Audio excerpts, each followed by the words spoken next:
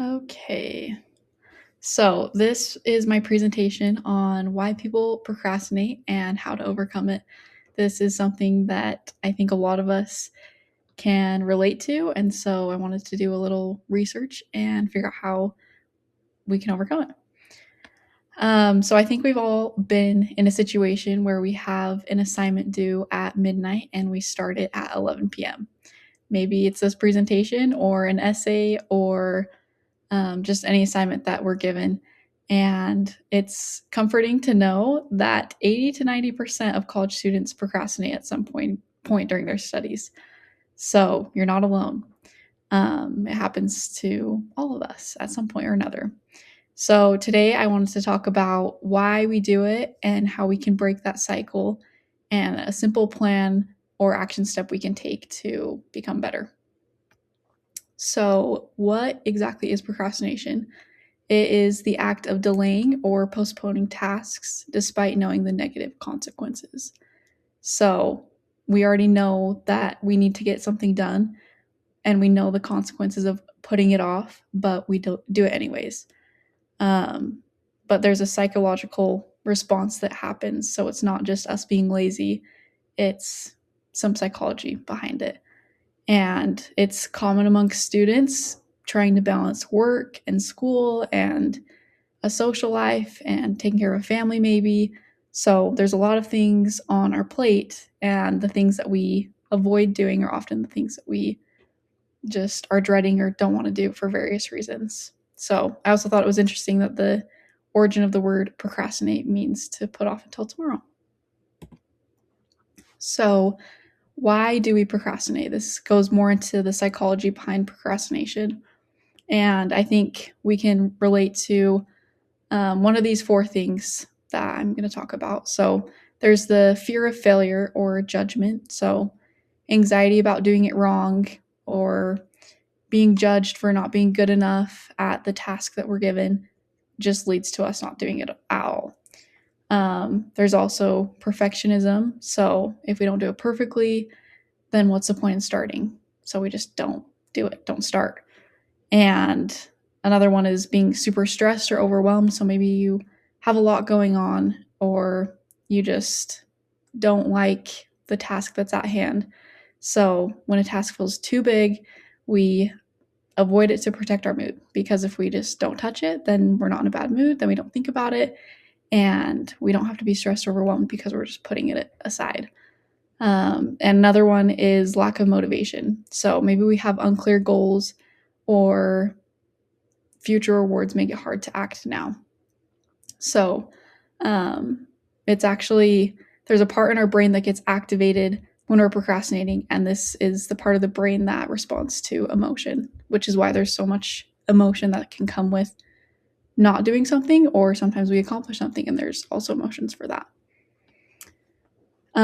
So this is the procrastination cycle, and it's important to be aware of it, because in order to break the cycle, you need to be aware of what the cycle is. So part one of the cycle is the task appears. We know we need to do something and we have on our to-do list. And then we get anxiety, we get overwhelmed, we are afraid of perfectionism or those other things that we previously talked about.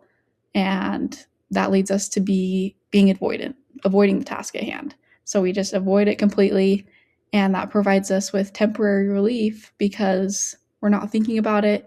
It's kind of off our plate. It's still on the to-do list, but we're just avoiding it. So we're okay. We're happy.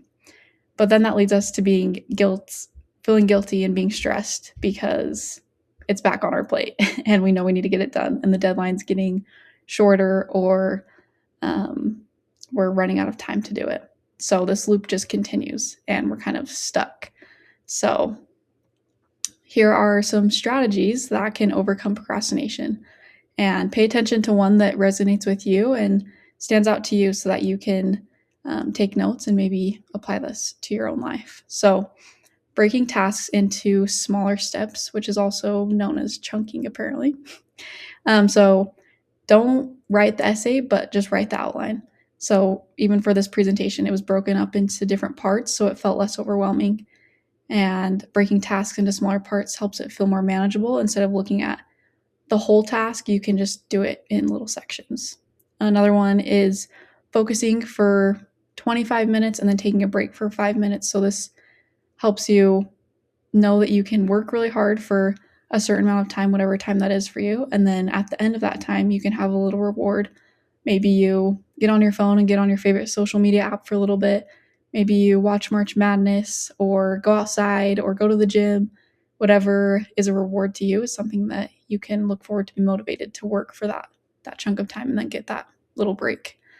Another one is reducing distractions. So obviously our phones and TV and laptops and everything just provide a lot of distraction for us. And so putting your phone in another room or turning it on do not disturb or using app blockers to just kind of silence the noise for a minute so that you can really focus on what's important and get that done. That's something that I like to do, is just putting my phone on do not disturb, and I don't even know if I have notifications. So that's a really helpful one too. Setting specific goals is really important, like writing one paragraph by 3 p.m. versus you're just going to study for your test or just write the whole essay.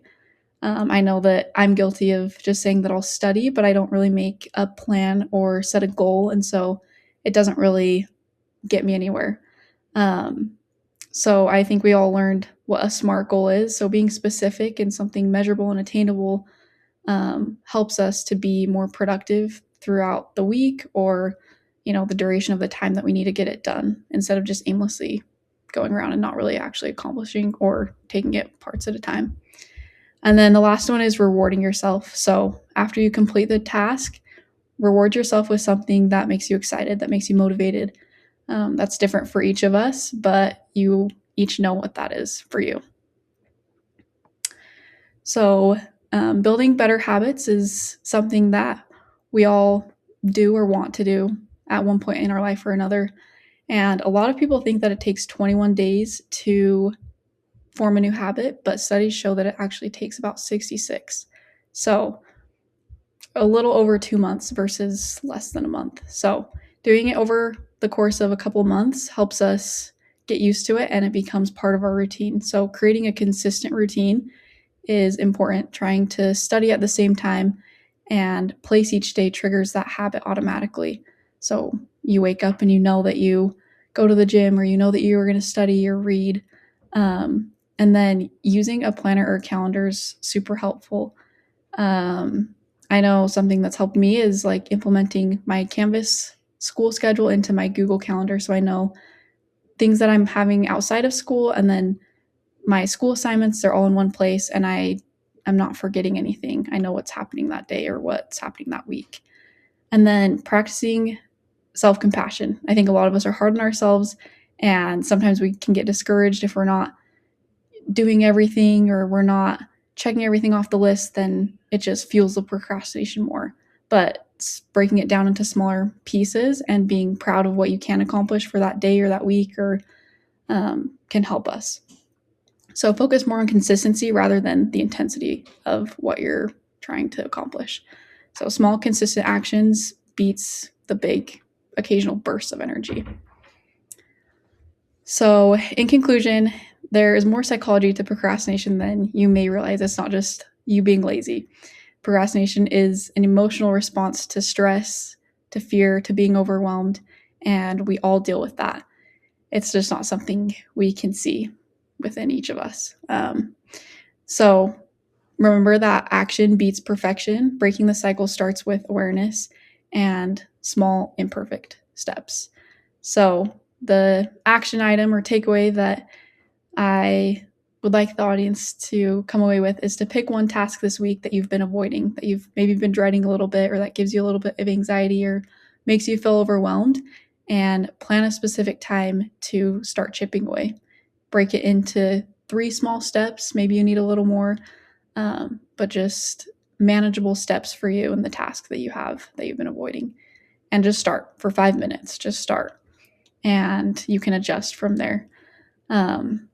But you need to know the why behind procrastination in order to use it to change the how. So I know for me that knowing the why has helped me change how I approach tasks and how I want to become better.